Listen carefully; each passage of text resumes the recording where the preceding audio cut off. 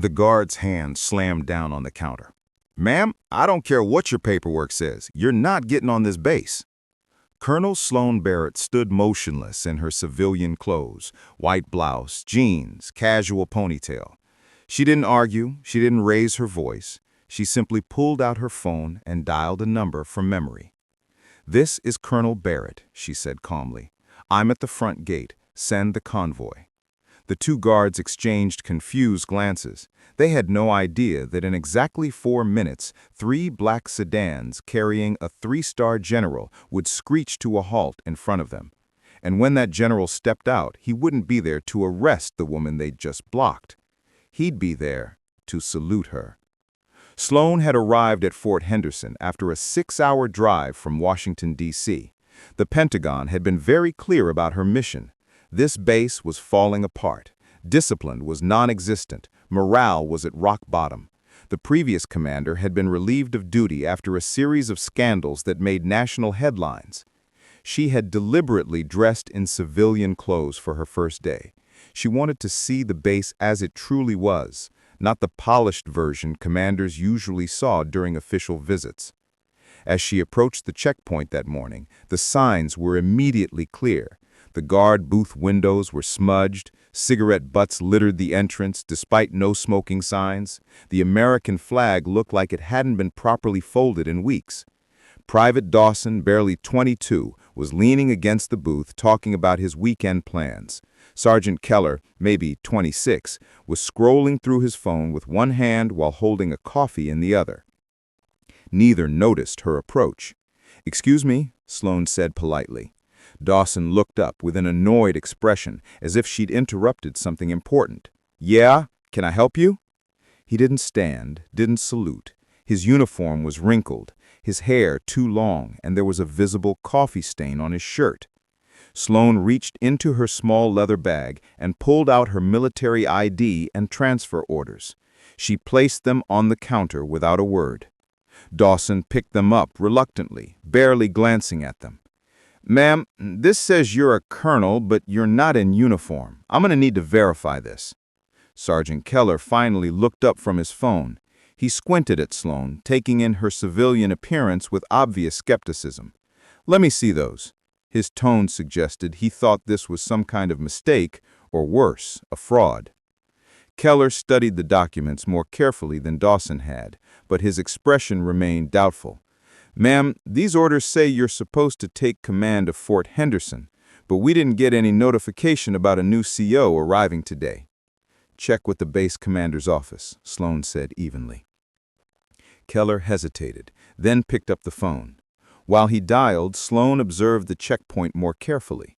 The security booth was cluttered with energy drink cans, personal magazines, and fast food wrappers. The visitor log appeared to be days behind. The radio equipment looked like it hadn't been cleaned in months. She could hear Keller speaking. "Yes, sir. I have a woman here claiming to be Colonel Barrett." "No, sir. She's not in uniform." "Yes, the orders look real, but—" There was a long pause as he listened. His face gradually paled. "Yes, sir. Understood, sir."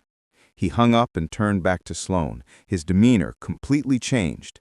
"Ma'am, the base commander's office confirms your identity. I apologize for the delay." But before he could raise the gate, Private Dawson stepped forward. "Wait!" His voice was sharp, almost aggressive.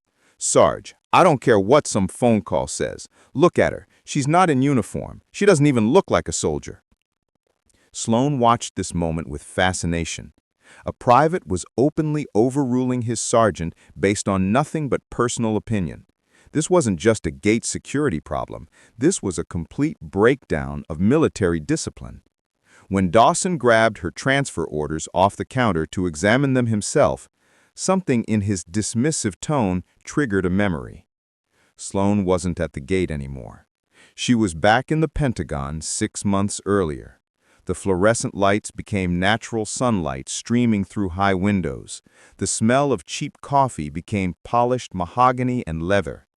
A 2-star general sat across from her, sliding a classified folder across the desk. "Fort Henderson is your 3rd turnaround assignment, Colonel Barrett, but this one's different. The previous commander didn't just fail, he poisoned the culture. Soldiers walk around with their hands in their pockets. NCOs don't enforce standards because nobody enforces them. The entire base has forgotten what military discipline looks like. Sloane opened the folder. Photos of trash-strewn facilities, statistics showing declining readiness, incident reports that made her stomach turn. "Why me, sir?" she asked.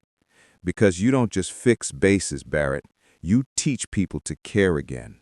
That's what Fort Henderson needs, someone who believes they can be better." Sloane blinked. She was back at the checkpoint. Dawson was still holding her orders, still shaking his head with stubborn confidence. "Ma'am," Dawson said, his voice dripping with condescension, "military personnel must be in proper uniform to enter this facility. I don't know who you are, but you're not getting on this base dressed like you're going to Starbucks." Sergeant Keller looked horrified. "Dawson, stand down. The base commander's office—" "I don't care," Dawson interrupted. "She could be anybody. This could be stolen valor. I've seen it on YouTube." Sloane remained perfectly calm. This moment, this exact moment was why she had been sent here. This private wasn't the problem. He was the symptom. She pulled out her phone again and dialed.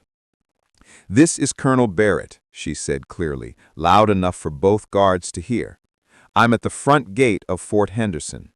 I need an escort to headquarters." She paused, listening. "No, I don't think disciplinary action will be necessary yet, but we will need to review gate security procedures immediately."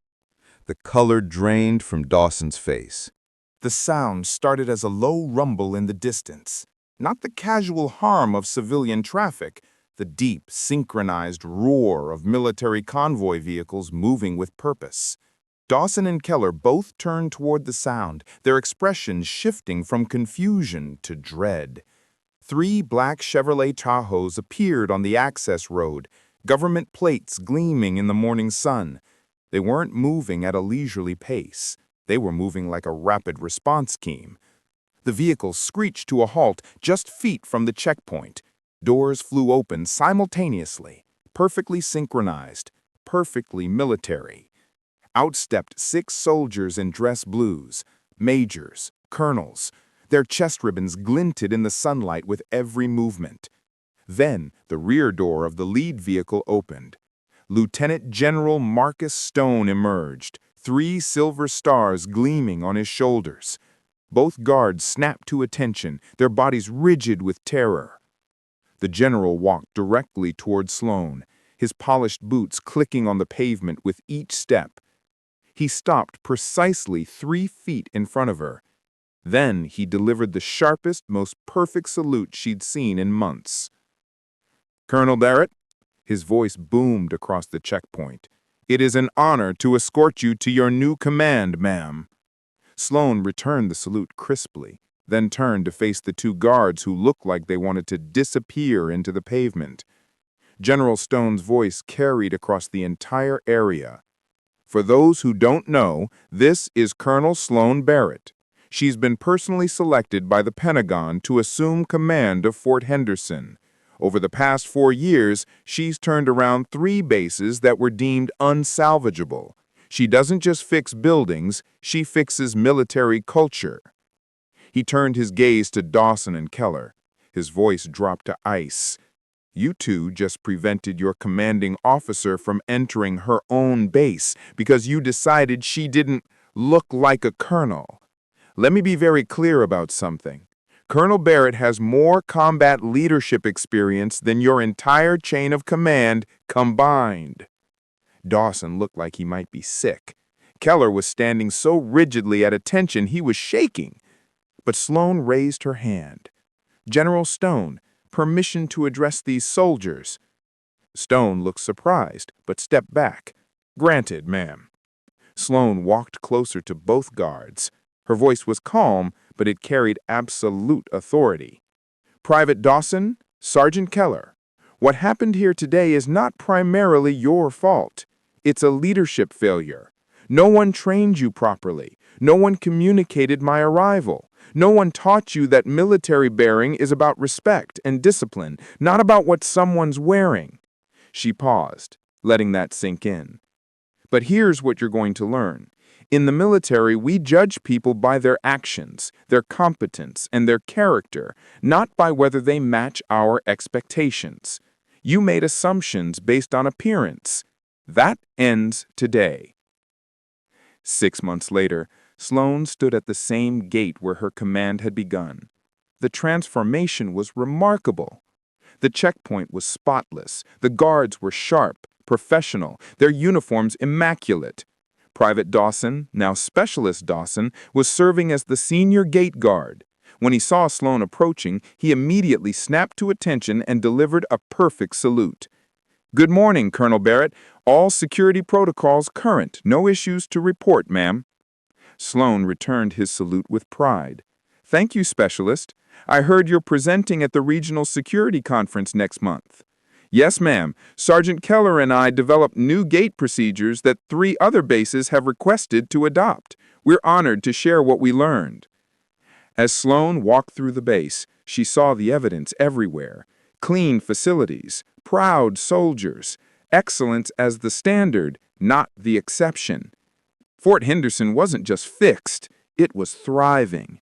And it had all started with 2 guards who learned that leadership isn't about punishing mistakes, it's about teaching people they can be better.